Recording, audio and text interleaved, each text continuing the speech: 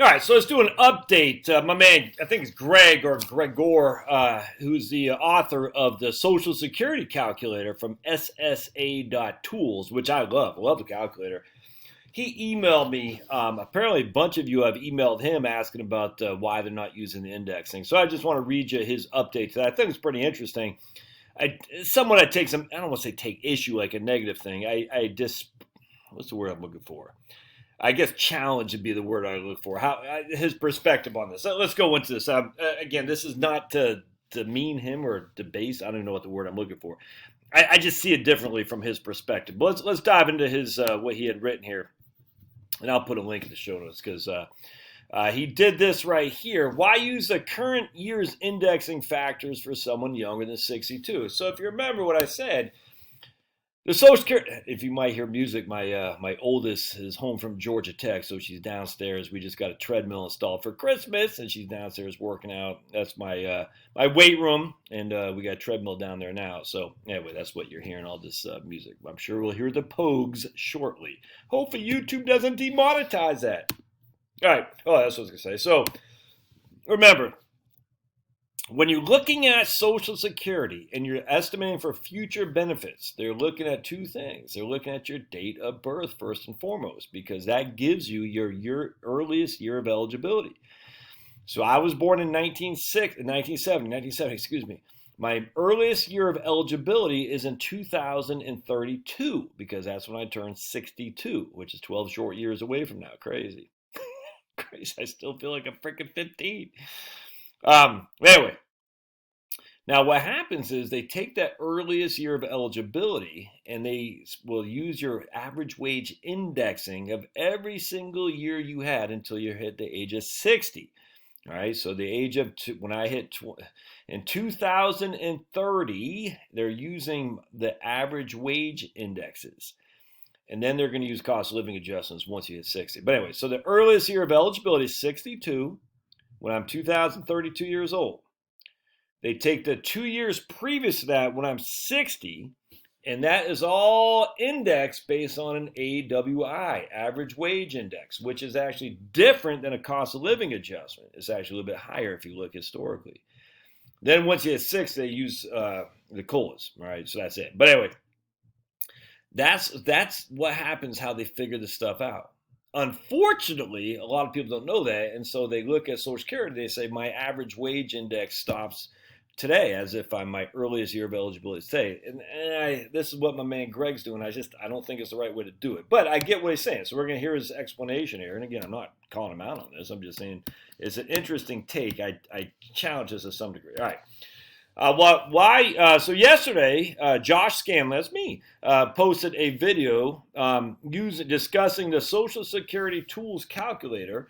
One of the concerns raised in the video was that for folks currently under the age of 62, SSA Tools uses incorrect indexing factors.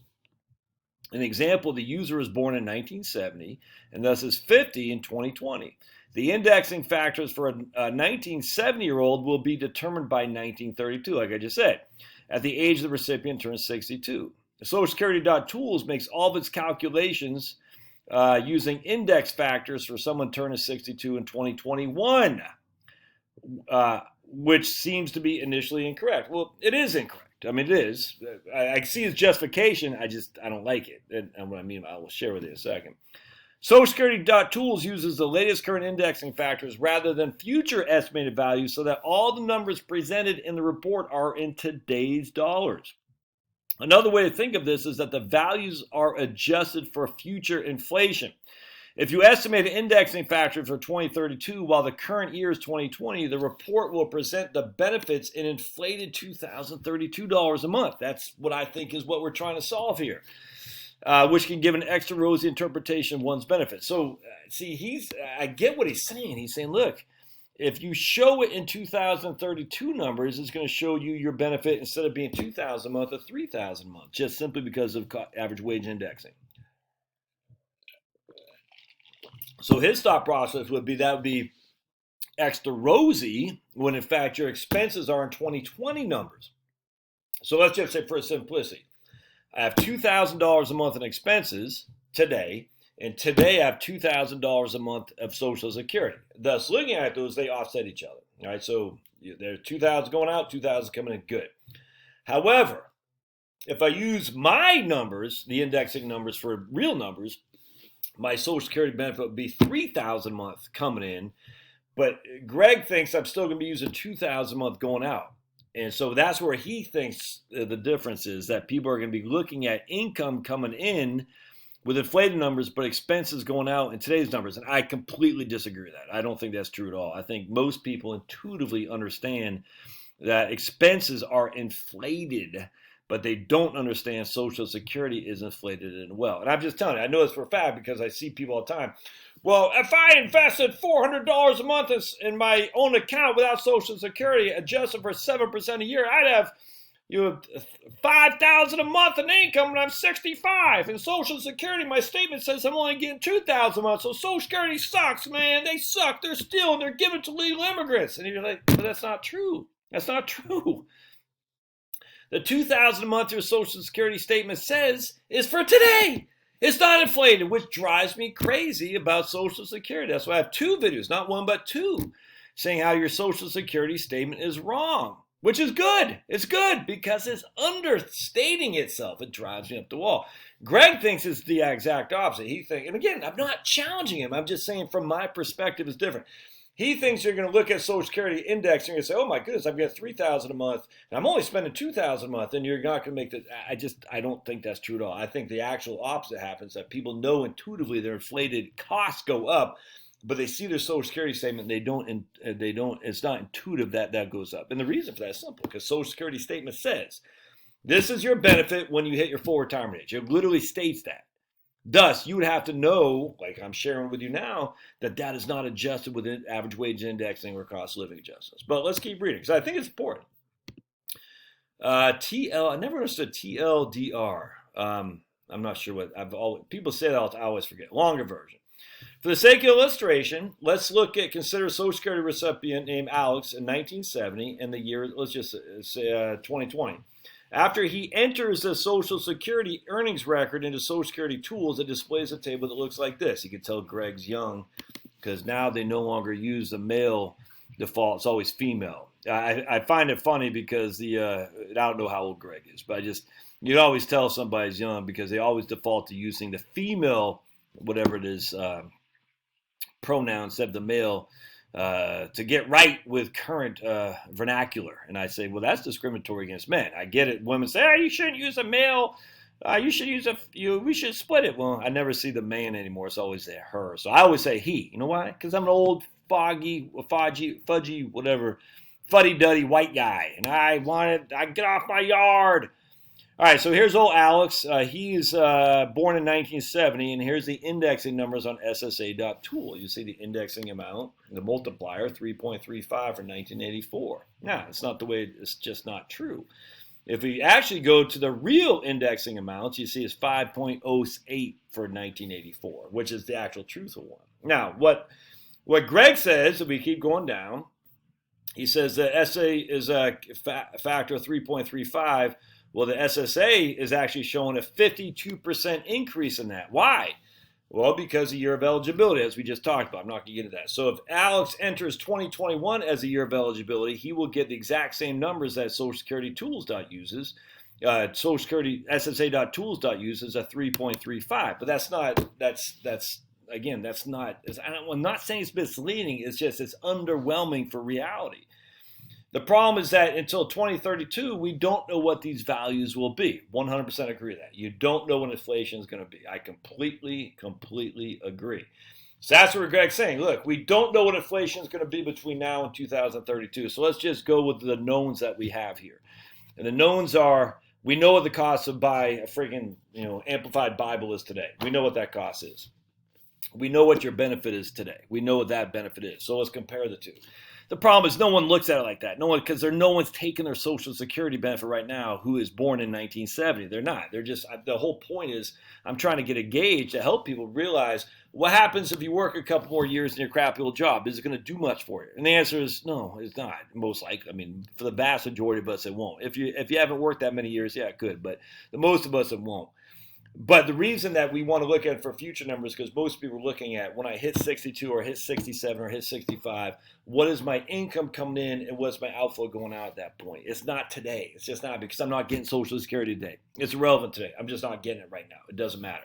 Now, if you're getting ready to take Social Security, that's a whole different thing. In that case, it doesn't matter anyway, because the indexing number is going to be pretty spot on anyhow, if that makes sense. So I fundamentally disagree with Greg's concern here. I get what he's saying. I just think he's missing. I don't think he's right. The problem is that 2032, we don't know what these values will be. I 100% agree. I completely agree. We don't know what any of the values are going to be. We don't. But if I'm 50 years old, I want to know what it's going to be in 2032 with some various assumptions thrown in, i.e. investment returns, cost of living adjustments, and things of that nature. And Social Security is actually on the conservative side. They're using the trustees report. They're not saying hyperinflation or anything like that. I mean, they're just not. So at the end of the day, I think the issue that Social Security is going to paint you an overly rosy assessment, I don't agree with that at all. The AWI numbers are all estimates based on models of what wages might be like in the future. Nobody knows this for certain yet, but we can make reasonable guesses, which is what they do. That's why the numbers always differ by 52%. Why don't we use these numbers even if they might be a little bit off? Inflation. The difference between the AWI in 2019 and 2030 is wage inflation. The indexing factors exist to adjust for wage inflation over time. The Social Security Administration expects average wages to increase by 52% between those 12 years. Alex's costs will increase as well. If Alex were to compare his monthly benefit of $3,000 against his 2020 benefit $2,800, he may think that his benefit will entirely cover his expenses with 10% left over. Instead, that $2,800 would be more likely due to inflation. Again, he's just comparing apples to oranges, in my opinion. I don't know what I've worked. No one sits there and doesn't realize intuitively that costs go up. They just don't. That's my whole premise here. Most people discount Social Security because it says so specifically, explicitly on the statement, if you continue to work, here is what your benefit's going to be when you hit 67. And here's what it'll be when you hit 62 if you take it early. It doesn't say those will be adjusted with cost of living or average wage indexes. So the Social Security statement is explicitly the opposite of rosy. It's I don't even know what the opposite of rosy would be. But anyway, good effort here. I completely disagree. All right. There are actually multiple ways to measure inflation. Wage inflation is only one of them, and it varies from price inflation. All right. So that's all good. Weak economy, we've already talked about this. Weak economy in 2020 result in benefits decrease for those born in 1960. Now, we initially thought, my man, let's see if Andrew Biggs has written on that lately. Hold on a sec. No updates from old Andrew here, at least from AEI. So I'm not sure what his thoughts are on the change for 1960. I'm not worried about that at all now. Not with a 35% roughly increase in GDP in the third quarter. So we had a 30% decline in Q2, a 35% increase in Q3. It won't quite be a leveling off because remember, it's only the Q3 numbers that matter, but it's pretty doggone close. So it might not be any increase. I don't think it's going to be much of a decrease, if at all. They might even throw out this year as give us this, to where they look at Q4, which would actually probably see an increase in GDP, which is nuts to me. But be it as it may, I'm not concerned about that 2020 thing anymore. I was big time, not much anymore. Now, hope this helps. Links in the show notes. Yeah, I'd love to hear your thoughts. Let me know. And again, this is not to bash my man. It's not. I think we're coming at it from two completely different perspectives. I happen to think mine's the right perspective, but be it as it may, it's all good. All right, we'll see you.